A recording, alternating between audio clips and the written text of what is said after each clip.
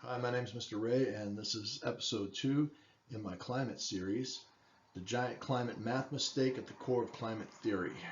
Sunlight, blackbody temperature changes everything. I will put a link to episode 1 down below. I'd like to start with an opening statement. Accepted science is neither. When science no longer welcomes cross-examination or alternate explanations, it ceases to be science and becomes the official doctrine of the ruling class. Scientific consensus is not a scientific approach. Please scrutinize the evidence in this video to the best of your ability. If you can understand the math parts, do the calculations, double check what I found, prove it to yourself. Okay, if you find something here that isn't true, let me know, and if you're right, I'll change it. Okay, that's how science is done. We should be open to scrutiny, we should be inviting scrutiny, we should be inviting people to do the same calculations that we did, or the same same tests that we did.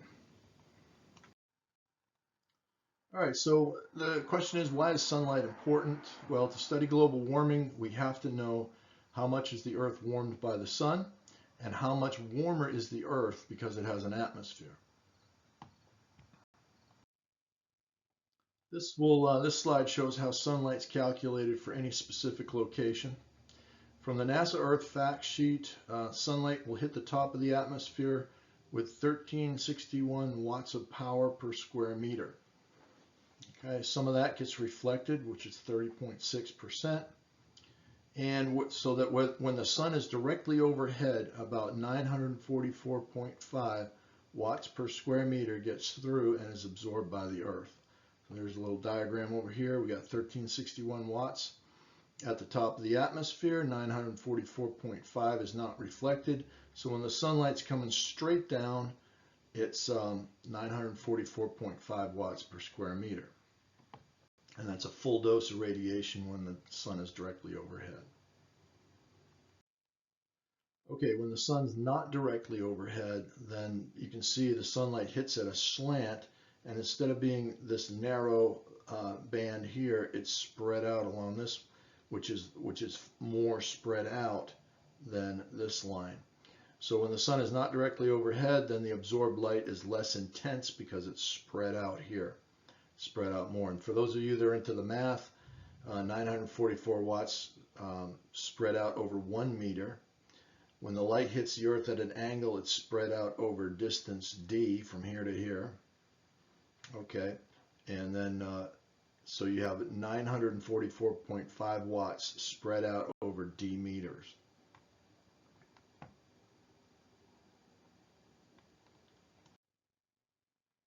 If the sunlight hits, say, at an angle of 34 degrees, then the intensity is spread out and reduced to 783 watts per square meter. So instead of 944.5, it gets reduced because it's spread out.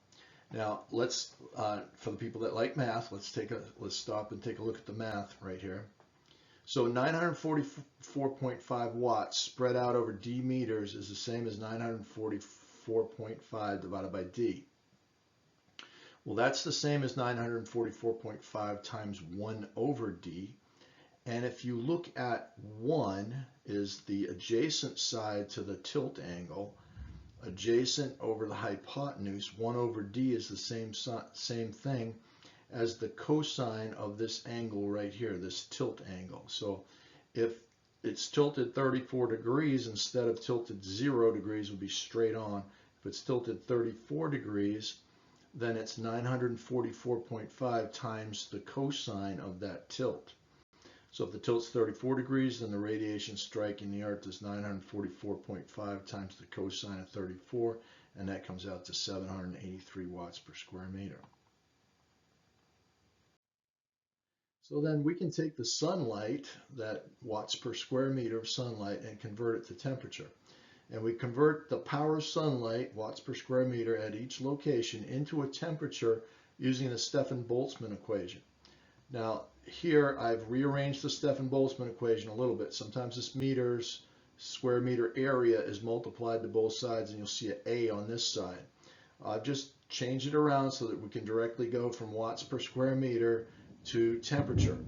And this number here is called the Stefan-Boltzmann constant, which is 5.67 and some more digits times 10 to the negative 8th power.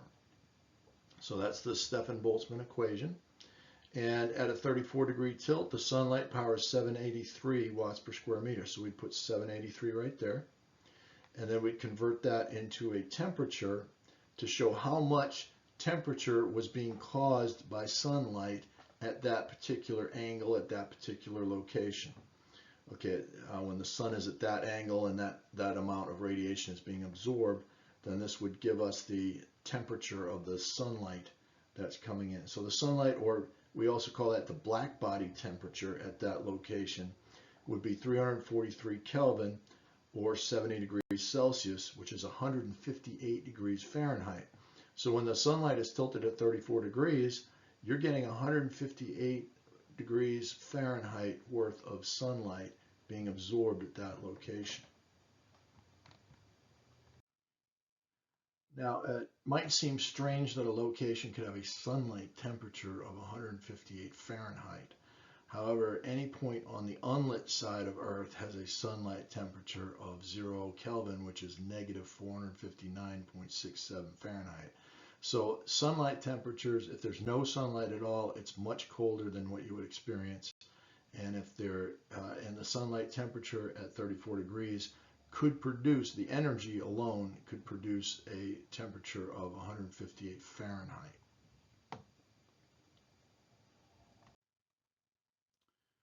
So if a location has sunlight temperature of 158 Fahrenheit, then the atmosphere must be cooling the Earth at that location. So the energy alone, when converted to temperature, would be 158 Fahrenheit. The sunlight energy alone would be 158 degrees Fahrenheit worth of energy.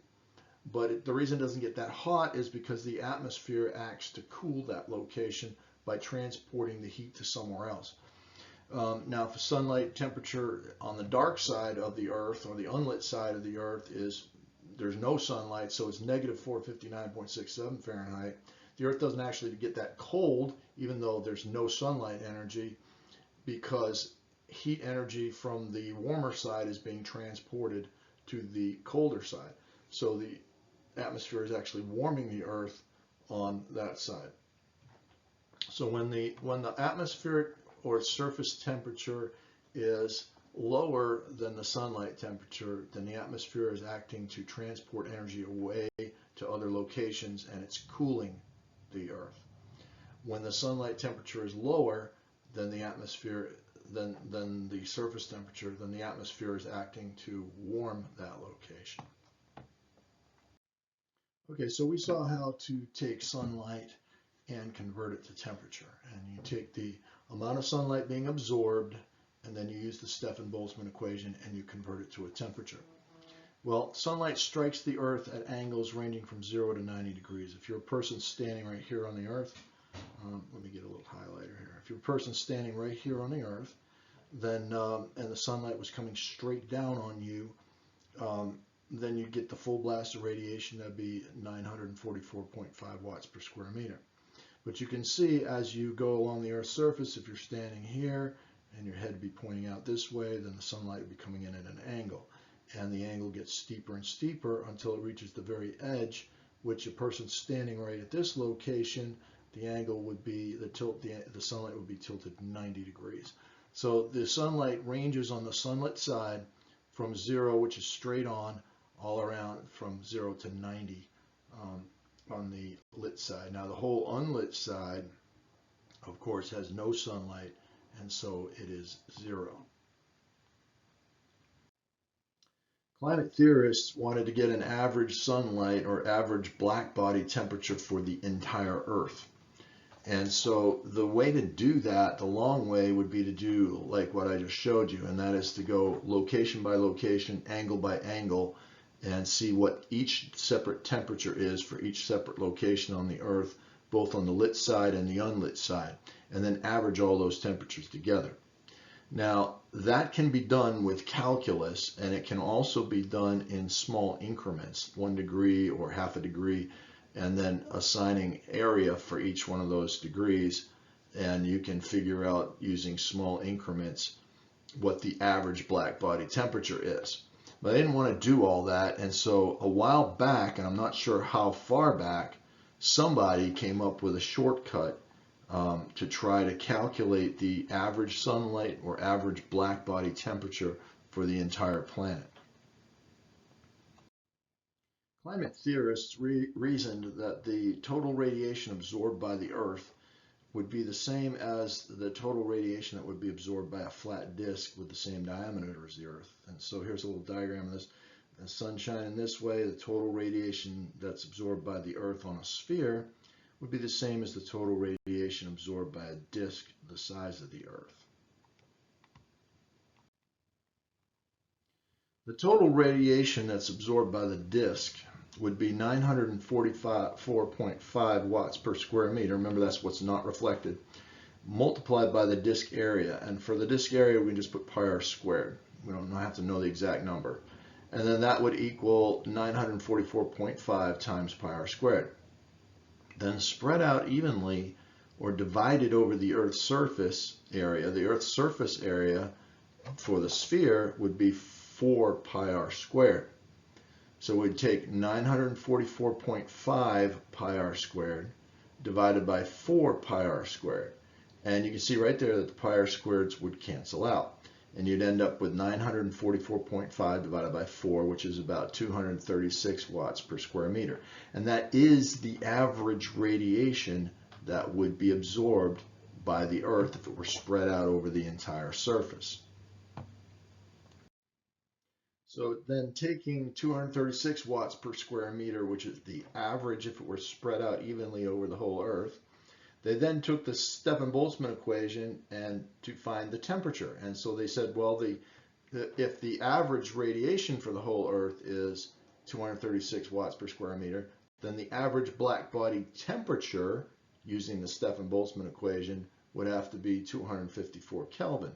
So that was their conclusion. The average blackbody temperature of Earth is 254 Kelvin or minus 2.5 degrees Fahrenheit.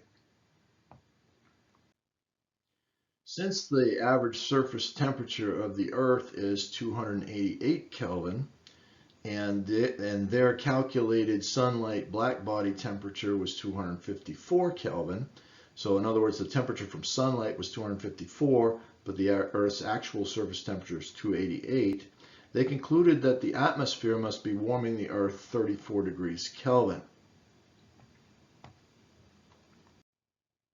However, there is a massive problem when you compute sunlight or blackbody temperature using average radiation. Notice in the Stefan-Boltzmann equation right here that watts per square meter is a fourth power of temperature, or varies because of the Stefan-Boltzmann constant, which adjusts the scales. Okay, that temperature to the fourth power is radiation, or another way to put that is if you fourth rooted the radiation, you'd end up with the temperature. Okay, so watts per square meter is or varies as a fourth power of temperature. Temperature is a fourth root of watts per square meter. The average set of a fourth power, so the radiation is the fourth power, okay, and if you take an average of fourth powers, you can't use that average to find the average of the fourth roots, which would be the average temperature. So you cannot use average radiation to find the average temperature because it's a fourth power of temperature. Let me demonstrate. So this is the point where I'm going to prove it to you. All right, so here's an example to show you why you can't take the average of fourth powers and get the average, like radiation, and get the average of their roots, like if you're looking for an average blackbody temperature. All right, so we'll just take an example here. 3 raised to the fourth power means 3 times 3 times 3 times 3, and that's 81. 5 raised to the fourth power is 5 times 5 times 5 times 5, and that's 625. So these are the roots. These are the ones that get raised to the fourth power, and then this would be the fourth power. So 3 is the root, 3 is the fourth root of 81, and 81 is the fourth power of 3.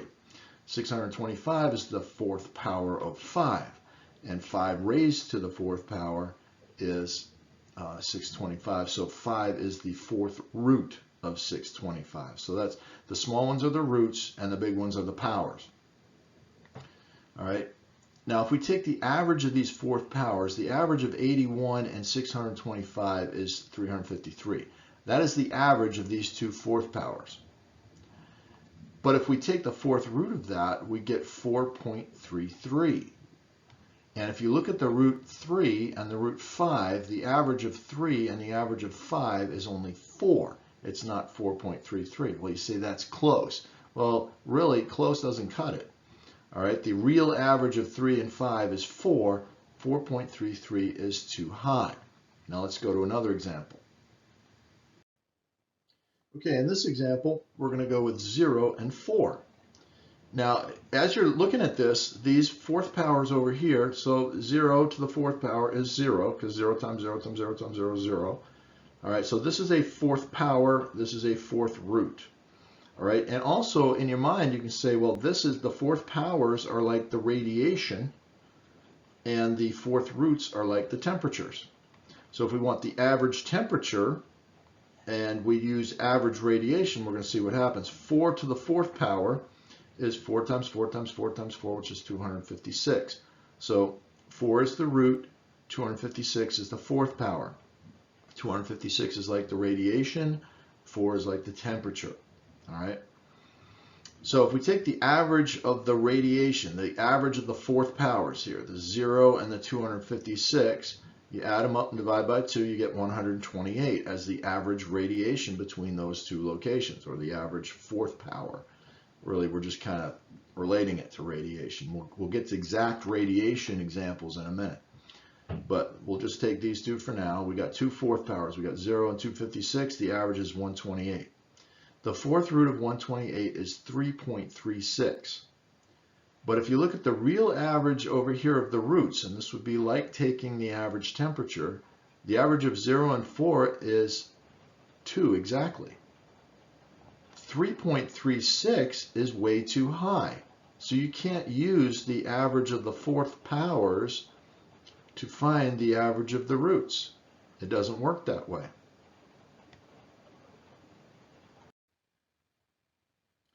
Now we're going to try examples with real sunlight and real temperature, rather than just, pulling out plain numbers, all right?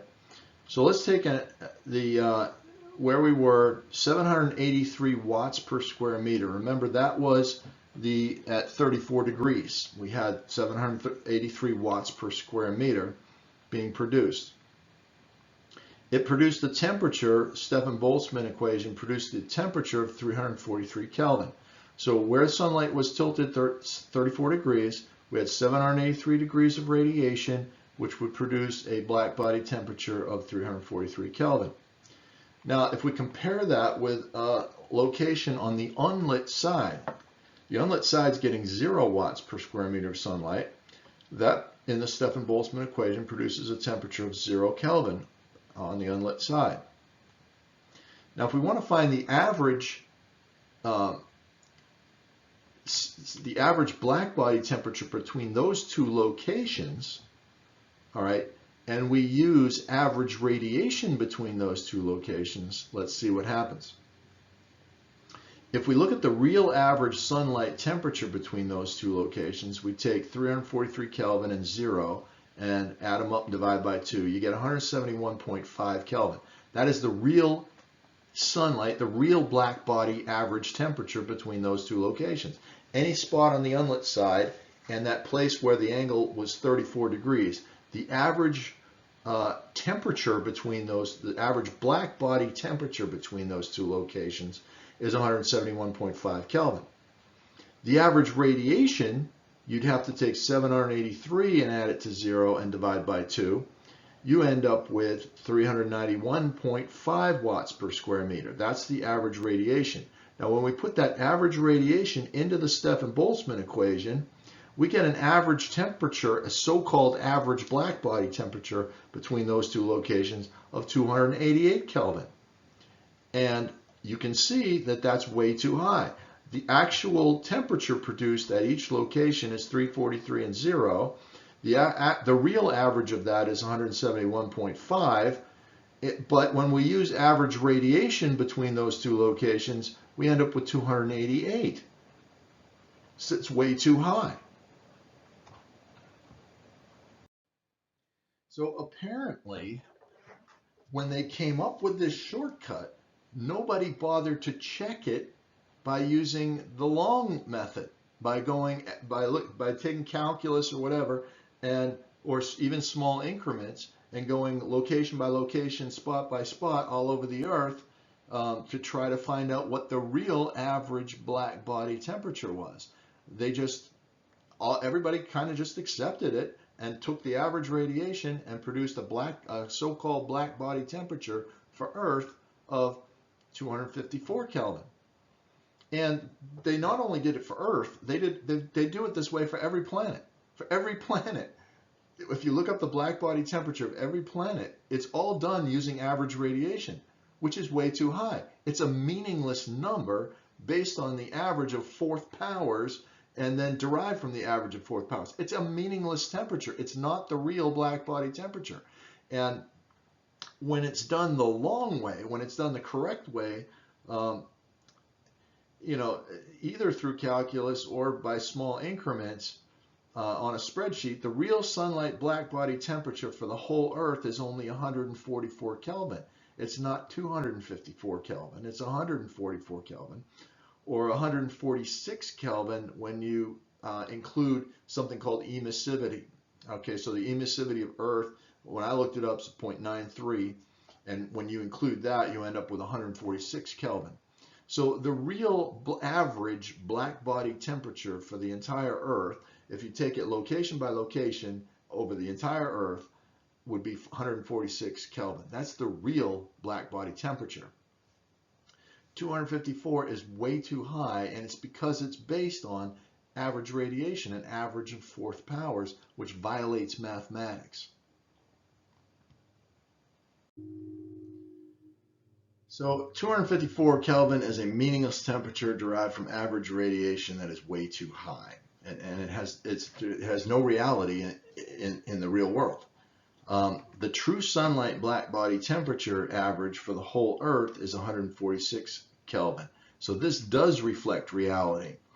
And the atmosphere warms the Earth 142 degrees. If you look at the difference between 146 and 288, which is the average surface temperature, then that means the atmosphere is warming the Earth 142 degrees, not 34 degrees. Right, now you say, well, why is that important? Why is it important to have the correct sunlight temperature, the correct black body temperature, and know exactly how much the atmosphere is actually warming the Earth, on average? Why is that important? Well, in fact, that mistake changes everything. Okay, if you don't know the correct sunlight black body temperature of Earth, there's an important relationship, there's an important reality that's been hidden from climate theorists. Okay, so if you're looking at a number that's fake, like 254, and thinking that that's the sunlight temperature, and that the atmosphere is only warming the Earth 34 degrees, there is a relationship, there's a mathematical relationship between other things that's being hidden by the fact that you're looking at a fake temperature. When you look at the real black body temperature for Earth, and you look at the real black body temperature for other rocky planets with atmospheres, all of a sudden there's something that emerges from that when you see what the correct temperatures are. All right, that relationship is as follows. When sunlight temperature is calculated correctly for Earth, Venus, Mars, and Titan. Titan is a moon, actually, but it's got a significant atmosphere. All right, so Earth, Venus, Mars, and Titan, a mathematical relationship emerges when you see the correct figures for sunlight. The total heat that an atmosphere can hold, which would be its average atmospheric temperature, all right, represents all the heat in the atmosphere if it was spread out evenly.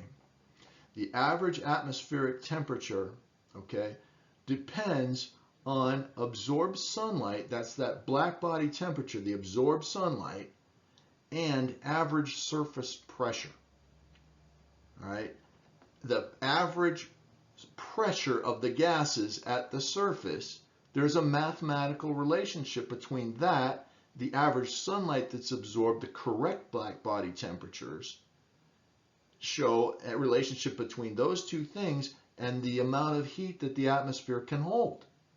So the total amount of heat that the atmosphere can hold, which would be its average temperature, or that it is holding, let's put it that way, its average temperature, is mathematically based on absorbed sunlight and surface pressure.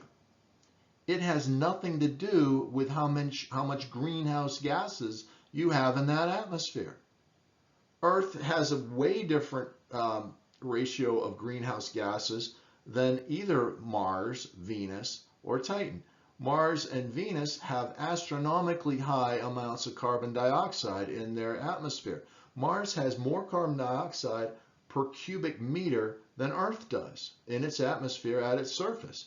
So it actually has more carbon dioxide molecules than Earth does, and yet Venus has an extremely thick atmosphere with almost all carbon dioxide, and then Titan is a nitrogen atmosphere with methane in it, and they all have different ratios of greenhouse gases, and yet every single one of them you can find the average temperature for the whole atmosphere, the amount of heat that whole atmosphere is holding, based not on its greenhouse gases, but on its surface pressure and on its absorbed sunlight, how much sunlight it's absorbing and how much surface pressure it has, regardless of what gases are in that atmosphere. That is the giant math mistake, what I call the giant climate math mistake, the giant math mistake at the foundation of climate theory. Okay, and it's made climate theorists completely miss this other relationship that is mathematically there. All right, and in the next episode, in episode 3, we're going to look at that mathematical relationship between absorbed sunlight, surface pressure, and atmospheric temperature for Earth, Venus, Mars, and Titan, and we'll take a closer look at that. Okay, I want to give a special thanks to scientists Ned Nikolov and Carl Zeller. As far as I know, they're the first ones to point out this provable climate math mistake. They did it in a paper and that was published, and I will put a link to that paper at the down below of this video. But they're the ones that came up with this. I didn't come up with it. When I saw that in their paper, they did it by calculus. I went back and I knew how to do the angles in climate and the angles how the sunlight spreads itself out on the ground and how to compute that. And so I double checked their work by doing small increments on a spreadsheet. And when I realized what they were saying was exactly right, then that's where I realized that there is a climate math mistake at the core of climate theory. Now, they came to some different conclusions than what I've come to. They came to the conclusion in their paper that the temperature of each planet is dependent on just the sunlight at the top of the atmosphere and the pressure. But what I found was a different mathematical relationship between the correct absorbed sunlight, which they figured out what the correct absorbed sunlight is. So I took the correct absorbed sunlight and found the mathematical relationship between that, surface pressure, and the total heat in the atmosphere. And so those two findings might be related, okay? I'm not sure. They came to it, they had different findings, but they're the ones that pointed out the fact that there is a problem with black body temperature that's being calculated because it's being calculated using average radiation, and that's a violation of mathematics. They're the first ones that pointed this out. So I want to give credit where credit's due, and that's where credit's due. Now, if you're into math and you want to calculate black body temperature for yourself, stay tuned. That's what the rest of this video is going to look at. I'm going to show you step by step how to calculate the black body temperature for Earth or any other rocky planet with an atmosphere. Okay? And so if you're into that math and you want to calculate black body temperature for yourself, stay tuned.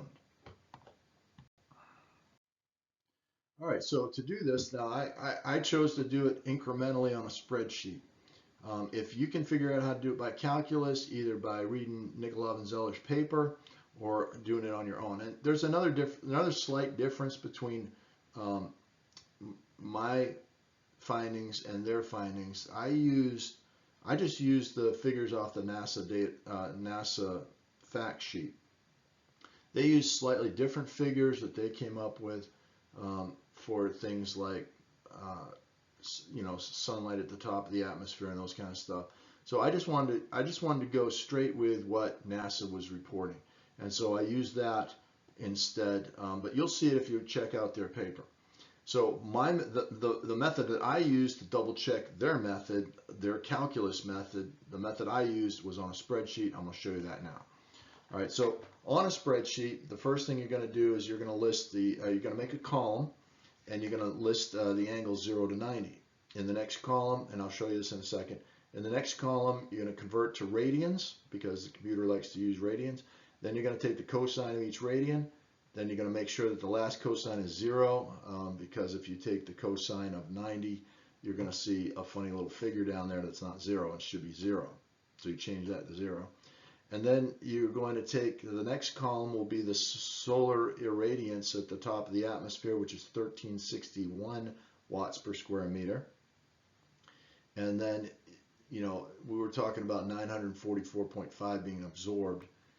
So what you do is you take the radiation at the top of the atmosphere, 1361, and then the next column is 1 minus the albedo. The Earth's albedo is 0.306. 1 minus that is 0.694. Multiply 1361 times 0.694, and you'll get the 944.5. And then if in the next column you're going to multiply the cosine, I'll show you all these and we'll go back through it. So I know it's confusing just to list them off, but next you multiply the cosine times 1361 times 694, and that gives the radiation absorbed at each angle. So let's take a look at what that looks like. All right, so here's what it looks like on the spreadsheet. You got this first column is your sunlight tilt angle from 0 to 90. Second column, change it to radians. Okay, so this is in degrees, this is in radians. Then take the cosine of the radians, okay, and it'll give you the cosine at each angle. And then you're going to take the solar top of the atmosphere for Earth. You get that off the NASA fact sheet, 1361 watts per square meter at the top of the atmosphere. So you can change this for any planet you want to try. If you want to try, all the 4 rocky planets with significant atmospheres, or the Moon, Titan as well. So you got Earth, Venus, Mars, and Titan, and you can take whatever figure you want, put in there. And then the albedo, same thing. You can put it in. This one is for Earth. You can put in a different albedo for a different planet or moon. You got 0.306 is the albedo for Earth. 1 minus that is 0.694. And then to get the radiation at that angle and that location, you take the cosine, multiply it by the top of the atmosphere, multiply it by the 1 minus the albedo, and that gives you the radiation for each angle. The absorbed radiation for each angle. So the next column, we're going to take we're going to take that radiation and we're going to convert it to temperature using the Stefan-Boltzmann. Each separate radiation amount we're going to convert to a separate temperature using the Stefan-Boltzmann equation. So the next column, we're going to take the Stefan-Boltzmann constant, which is part of the equation, 5.670374 times 10 to the negative 8th power. All right, and then we're going to multiply it by the emissivity of Earth, which is 0.93. And here you can, if you're working on another planet or you're working on another moon, you can use the emissivity for that planet or that moon. Now, if we take the Stefan-Boltzmann constant and multiply it by the emissivity of Earth, we should get 5.273444782 times 10 to the negative 8th power. All right, and that'll give us part of the equation that we need. The next column, we're going to take the radiation amount for each angle and divide it by what was in the last column, the Stefan-Boltzmann times the emissivity. So that number, we're going to take each radiation amount and divide it by the number that we came up with. Then we're going to raise it to the 0.25 power, which is the same thing as taking a fourth root. This will result in the sunlight temperature for each angle. Here's what that looks like. So the next, this was the column that we did before. It's the absorbed radiation in watts per square meter for each different angle. Okay, next to that, we've got the Stefan-Boltzmann times the emissivity. And up here, I've written the first part of the Stefan-Boltzmann constant. And then you take that and raise it to the negative 8th power. Okay, and that's the Stefan-Boltzmann constant. And then you've got emissivity here, and if I take the Stefan-Boltzmann constant, multiply it by emissivity, that gives me this number right here. And then I just make the whole column that number. And then we're going to take the radiation, divide it by this, and it produces what's in this column. This is watts per square meter divided by Stefan-Boltzmann multiplied by emissivity. So that's what gives us this column here. And then all we have to do is take a fourth root of that, and we end up with our sunlight temperature in degrees Kelvin. So this gives us the temperature at each different angle in 1 degree increments for sunlight. All right, now for what we have to do is we have to take each separate temperature at each different angle, and we have to figure out how much territory on the surface of the Earth is going to be applied to each angle. All right, so what we're going to do is we're going to end up taking a spherical section of surface area and apply it to each angle. So if you think of it like a bullseye, the zero tilt angle is the dot at the center where the sun's coming straight down and hitting that very middle. That would be like the center point of the bullseye. And then the next tilt angle just outside of that would make a circle around it, or not really a circle, but a circle of area around it. And so if we go in 1 degree increments, we're going to take spherical sections of surface area and apply it to each angle. Each angle forms a ring of area around it. We can double check to make sure that we cover the area for the lit side of Earth. Okay, so we want to get half the surface area of Earth applied to all these lit angles. Okay, and the other half is, of course, gets 0 because it's unlit. All right, so we'll double check the area at the end and show you that that is indeed correct. Well, the next 2 columns, I'm going to list what I call boundary angles for each angle. So for the 0 degree tilt angle, that's going to go from 0 to 0.5. For a 1 degree tilt angle, that's going to go from 0.5 to 1.5, etc. So a 2 degree tilt angle, we're going to apply the area from 1.5 degrees to 2.5 degrees. We're going to make sure that the last angle is 90, not 90.5. Okay, just like over in your cosines, make sure the last cosine is 0. All right, but make sure the last angle here that represents a boundary is 90 degrees and not 90.5. Then we're going to take the 2 columns after that, convert those boundaries of area to radians, and then we're going to compute the cosine for each of those radians. Again, making sure the last cosine for 90 is 0. Then in the next column, we're going to subtract the cosines and make sure that the difference is positive. And then in the column after that, we're going to take the volumetric radius of Earth. Okay, and I'll show you where this is leading after that. So we're going to set up several columns, and then we'll keep going afterwards, and you'll see where this is headed. So here's those columns, our boundary angles. So our first angle of tilt would be 0 degrees. That's going to go on the surface of the Earth from 0 to 0.5 degrees. And then you get 0.5 to 1.5. And here I just added 1 degree to each of these until you get down to the end. and then again here start with 0.5 and then add 1 degree to each one, but make sure that your last one is 90 and not 90.5. Then you're going to convert these two columns to these two columns of radians, and then we're going to take those two columns of radians and convert them to cosines. Okay, and then we're going to subtract the cosines here. So this is the difference between the two cosines. And then we're going to, and then this column is just the volumetric radius of Earth in meters. And this one you can change for whatever planet you want to change it to, if you're computing a different planet. All right, our next column, we're going to multiply the subtracted cosines by the radius of the Earth. So we took the two boundary angles, we subtracted cosines, we're going to multiply it by the radius of the Earth.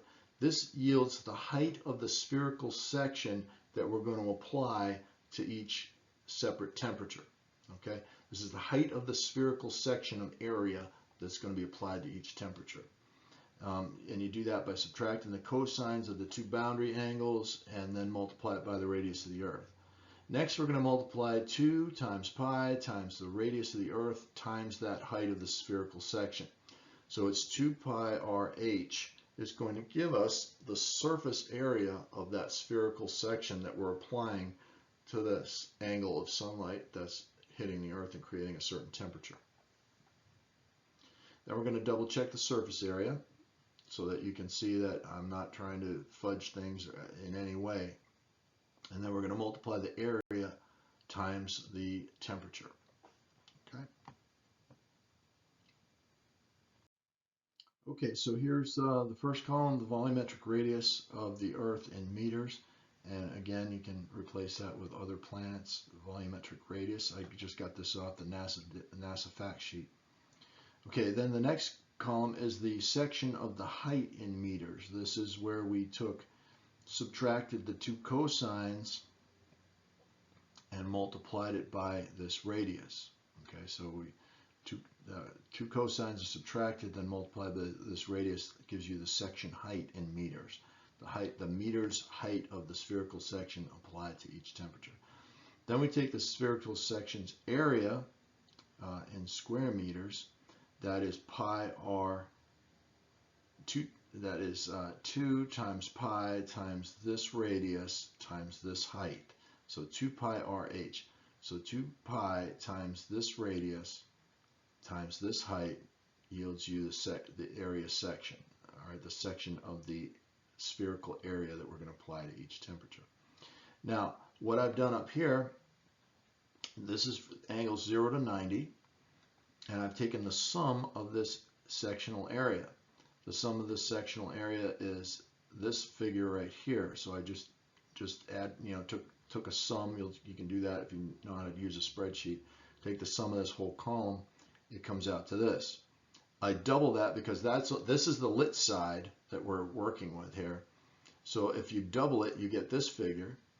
And then the way to check that is for the whole area of the Earth is 4 pi r squared. And so this is the radius. So you can take 4 times pi times the radius times the radius. And that yields this one. And then I subtracted the two to show you 0 up here. All right, that there's no difference between the two when they're subtracted. You can do the same thing on the spreadsheet and prove to yourself, okay, that we've got the correct area for half the Earth all distributed with spherical sections to each separate angle, okay? And then what we can do is we take that area and multiply it by the temperature for that angle. Take the temperature times the area, and that gives you this last column. And that's going to help us find the average temperature for the whole sphere. So this is the area times the temperature in this last column. So we apply a certain amount of temperature, or we apply each different temperature to a certain amount of area, and that area is found using spherical sections at each angle. So what we've got now is we've got temperature, each separate temperature applied to a certain amount of area. Now we're going to take the sum of that area times temperature. So we take the sum of the column that contains area times temperature, the sum of the whole column, divide that by the whole surface area of Earth. That'll include the dark side. So we will have zero, zero will just be automatically on the dark side, and then each separate temperature on the lit side applied to a certain amount of area has been multiplied to a certain amount of area. We'll take the column containing area times temperature, divide it by the whole area of the Earth, which is 4 pi r squared, and that will yield the average sunlight temperature for Earth. And here's what that'll look like. You got your area times temperature for each separate angle in this column. And then I take the sum of the area times each temperature right here. So I take the sum of this entire column and put it right here. Okay, and then to get the average sunlight black body, the real black body temperature, I just take this figure, divide it by the whole area of Earth. Either one of these will work. Okay, the whole area of Earth, 5.1 times 10 to the 14th. And then that yields 145.9611,031, etc. And round that off to 146. So that's where 146 Kelvin comes from, and that is the real average black body temperature produced by sunlight being absorbed on the Earth. Okay, so there's something else that we can double check, and that is we're going to check the average radiation striking the Earth, and it should be 236 watts per square meter. So even when they use average radiation to get black body temperature, which is a violation of mathematics, they're correct about the average radiation, and we want to double check our radiation and show that we have the same average radiation. But if you take average radiation and derive temperature from it, you violate mathematics.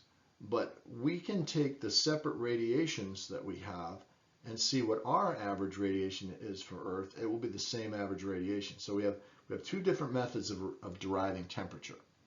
All right, one of them yields 254 Kelvin, and one of them yields 146 Kelvin, but they both have the same average radiation. In the first method, you use the average radiation to derive the average temperature, and that is the violation of mathematics, okay? And we proved that.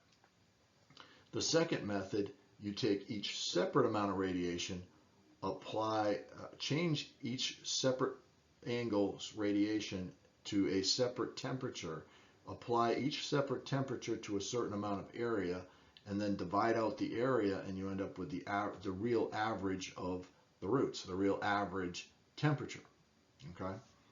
And that's 146 Kelvin. So think about this. Now we're going to take the radiation, apply it to each separate area, each separate radiation applied to each separate radiation applied to each separate area, and then we're going to divide out the area and get an average radiation. So at first we were taking the temperature applied to the area and then divide out the area for the average temperature. Now we're going to take the radiation applied to each area and divide out the area, and we'll get the average radiation. But we'll see that it's the same average radiation that they got when they used their faulty method, because they weren't wrong about the average radiation, they're just wrong about converting it to temperature. All right, so we're going to take the watts per square meter for each angle, we're going to multiply it by the area for each angle, we're going to take the sum of that column and divide out the surface area of the Earth. Okay, so here's what that looks like. We take the area at each angle and multiply it by the radiation. So now we take this sectional area right here, we go back to the column for radiation, multiply the radiation times this area for the section, okay, and that gives you area times the radiation right here. That's what this column is.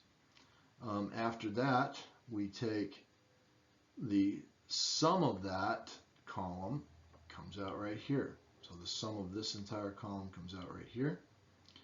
And then we divided this sum by this whole surface area of Earth, and you can see we've got this same average radiation used in either method.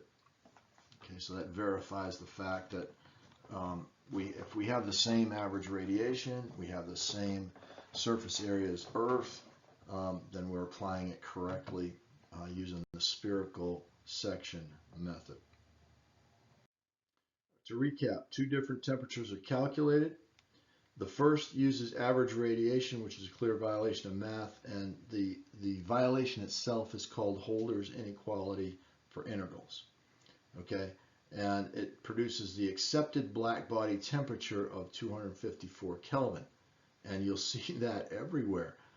If you look up black body temperature for Earth, it's going to say 254 Kelvin, and it's done violating a mathematical Holder's inequality for integrals. It violates math to calculate an average black body temperature that way, and yet it's being done all over the place because it's a shortcut to avoid the long method using calculus or using increments like I did.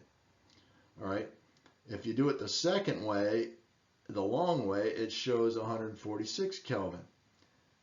And we've also shown that average radiation is the same either way. Okay, either method, average radiation is the same. It's just that the conversion to temperature is what's in dispute. You can't take average radiation and directly convert it to temperature.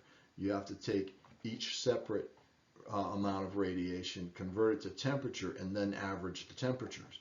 You can't just take average radiation and try to derive a temperature from it. That temperature violates math, and so it doesn't reflect any kind of reality. And when it doesn't reflect reality, you miss out on seeing a real relationship between the real black body temperature of 146 and some other items that we'll go into detail on in the next episode. Okay, folks, to kind of finish off where we started, 254 Kelvin is the accepted science. Remember what we said about accepted science? It's neither. Okay, so 254 Kelvin is the accepted science. 146 Kelvin is the real black body temperature. And I'm sure you've seen the signs around, science is real. And 254 Kelvin is not. So thanks for watching. In the next episode, we'll examine the truth that's been hidden by that mistake. And that mistake is happening. The black body temperature is being calculated wrongly for Earth, Venus, Mars, Titan, any object that you can name out there. They're using the shortcut that violates mathematics. So, accepted science is neither, and we have to go with what's real because supposedly science is real. Thanks for watching.